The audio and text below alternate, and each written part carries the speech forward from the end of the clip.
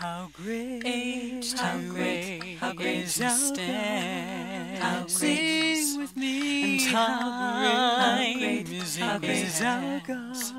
And all will see how great, how great, how great, how great, how great is our God. How great, how great. This is Rev. Michelle Hopkins.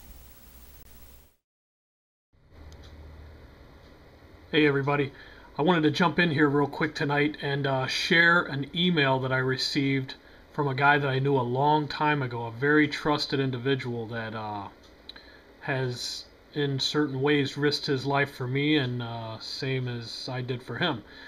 But he sent me a very disturbing email today, and you can see right here it was 8:06 p.m. exactly like 17 minutes ago. It took me a minute to get everything set up. I am not disclosing this individual's name on the email. It's just not going to happen. But let me read the email for you. It says, "Hello, Tom. Just wanted to take a minute to give you a heads up. I know you have been well prepared for a long time, my friend. Just so you know, it would not be a good idea to stray too far from your bunker for a while." Because he knows I have a bunker set up and supplies and everything. Anyway, briefly, he says, "I will tell you that the USGS is suppressing the earthquake activity at Yellowstone caldera from the general public. Washington is aware of this because they are the ones giving direction about this blackout. This is the reason for all the preparations made in FEMA Region 3. This is the reason they moved those nukes out of Texas in a big hurry." I heard something about that before. Okay, this is the reason, he says, for the schools preparing 3-day kits for all the students and the FEMA coffins shipped to Hawaii and the East Coast. They thought it was all going to go with the passing of Comet Ison, and that's why they were preparing at breakneck speed on the East Coast. They are expecting millions of refugees after the eruption. They are saying the New Madrid is also waking up, and all of this is due to an increase in solar activity affecting all the fault lines in the world. You know me, friend, and I got to tell you, I'm scared to death for myself and my family, because I overheard a man say the other day that the big one is on the way. He leaves it with, "Got to go for now, friend. I hope you can survive this." He says, I know you can survive this, Tom, because as long as I have known you, you have always had a strong will to survive. I hope to join you and your family soon. Please save us a spot." And he knows that I will always have a spot for him. But this is definitely pretty disturbing, and I guess it's all coming through the State Department, USGS. Anyway, pass this around, share it. They're going to try to probably censor this, whether it's YouTube or whoever else can get a hold of this. They're going to try like hell to censor it. Share it everywhere, spread it around, share it on your Facebook, get this out. I want to read you an article, and I'm going to post a link at the end, but I'm only going to read a little bit of the article. February 19th, 2014, some worrying developments are taking place at the supervolcano located beneath Yellowstone National Park.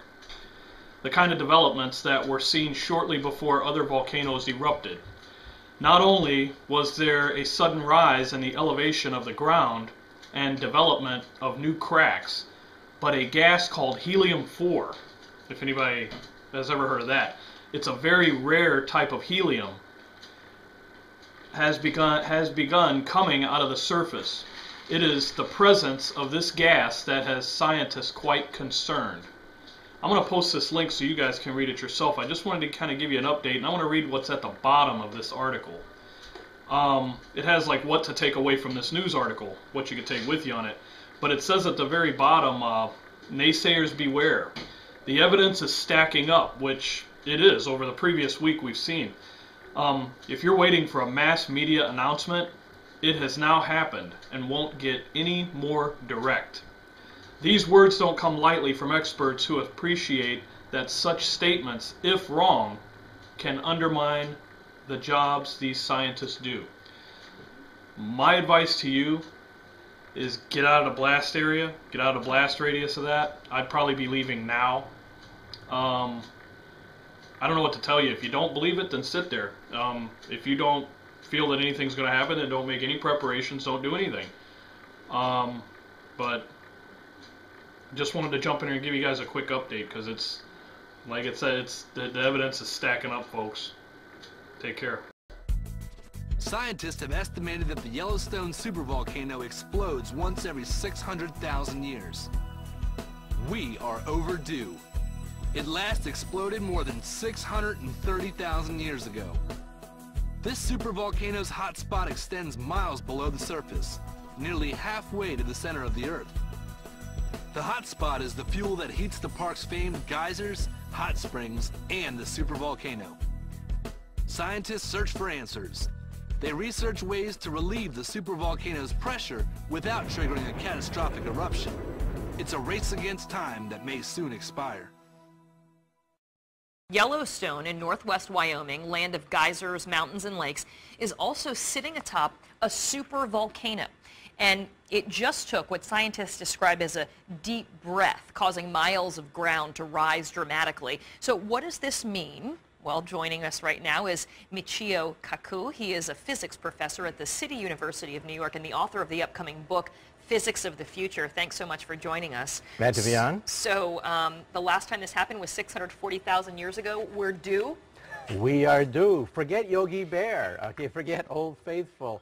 It's sitting on top of a sleeping giant.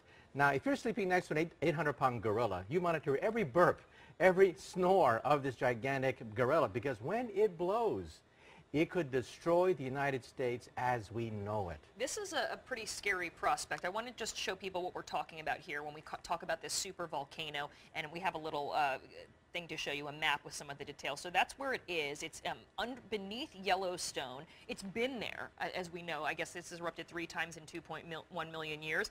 But what they're worried about is the fact that they say that the ground has started to swell in levels that they have not seen before, 10 inches in some places in the past year. What does that tell us? It tells us that there is activity in this supervolcano, which erupts roughly every 600 million years. And the last eruption was 640 million years ago. Oh, 640 million or 1,000? 1,000 years ago, I'm sorry, you're right. Because then we had some more time. Then we have some more time, right. But that's what's making us very nervous, because the cycle time corresponds to the present-day era.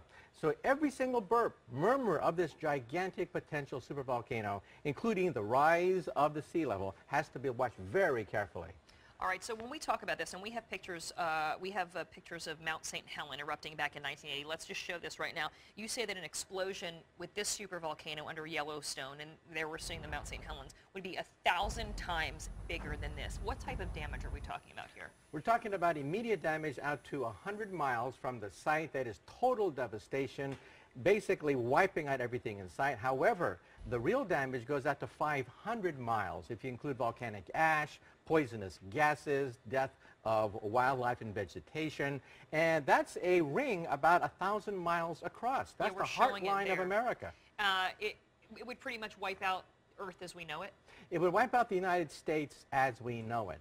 And again, we don't want to panic anybody. It could happen tomorrow, or it could happen 100,000 years from now. It's black magic trying to predict exactly when it's going to blow, but we do know one thing. One day, it will blow. So, and you say that something on this scale is what wiped out the dinosaurs? 65 million years ago, another supervolcano coincided with this meteor that hit Mexico, and we think it was a double whammy that knocked out the dinosaurs. So it's something that we take very seriously, but again, the cycle time is measured on the scale of hundreds of thousands of years. Would there be anything we could do to prepare or to get people out? I mean, how much of a warning might we get with this eruption? All you can do is run. You don't get much warning. What happened is the ground starts to rise, more and more earthquakes take place, more ash and volcanic gases start to be unleashed. That's about the only warning we get, because we do not have a good way to predict volcanic eruptions. Are we getting a better way to do it, or are we just at the mercy of Mother Nature? We're still clueless. We're still monitoring it very carefully, looking for the warning signs. That's why this sudden rise in the Earth, even though it's not immediately dangerous, is being looked at very carefully. because we have no experience with supervolcanoes. We've seen Mount St. Helens, we've seen Krakatoa, but a supervolcano erupting in our lifetime, we have no understanding of the scope of that thing. We just see the evidence of previous eruptions. It's amazing. So you say it could be tomorrow, it could be in 100,000 years, but it's under there. It's there, and it will happen. At one point, it will destroy North America as we know it. This is Rev Michelle Hopkins. Thank you for watching, and God bless you. Sing with me and trembles at his my heart will sing, trembles at his voice. How great is our God.